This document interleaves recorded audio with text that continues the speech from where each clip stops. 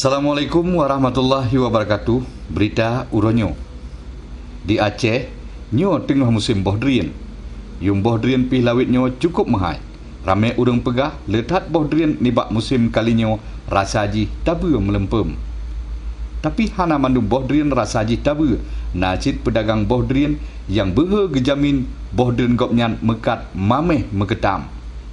Lagi genarit Lebang Ridwan, sira urang mekat bohdrian bak bineh jalan di ke pendopo Bupati Aceh Timur atau di ke Pengadilan Negeri Idi.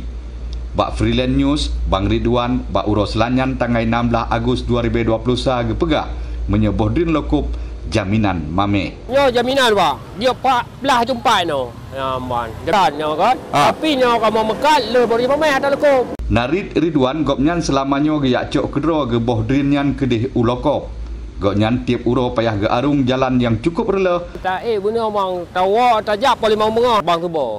Hanya ini hai baru tu paling mau teput. Ya, lukup jalan hancur thai bang. Teman padumyum saboh bohdrian lokop yang gemekat Lebang Ridwan di ke pendopo Bupati. Kepegah ligopnya yum bohdrian tergantung raya. Menyeraya mahayum, menyeubud murahyum.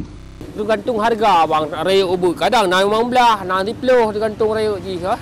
Ya, tak pula barang tergantung raya bang. Nak lebih 50. Nak lebih 100 menang tergantung raya. Ianya ini 50 raya kan 25 lebih. Nah, 15 lebih tergantung raya ji kah? Hai boleh raya 15 lebih. Itu kan beda. Beda keluarga ji. Kualitas peng tunyo beda dengan tawai tan. Selama pandemi Covid nyo, gimana na berkurang lagu bohdrian? Ini tergantung bang awak urung mekat, tergantung urung mekat. Bohdrian ini tergantung mamen hana mamen. Tanya belah tempat no, hana mamen becok ya tanggung 100% buat awak kamu mekat. Ya, ni kan.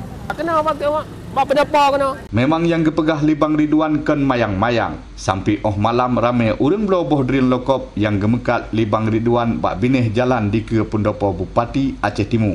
Ilyas Ismail, Freelance News, Aceh Timur.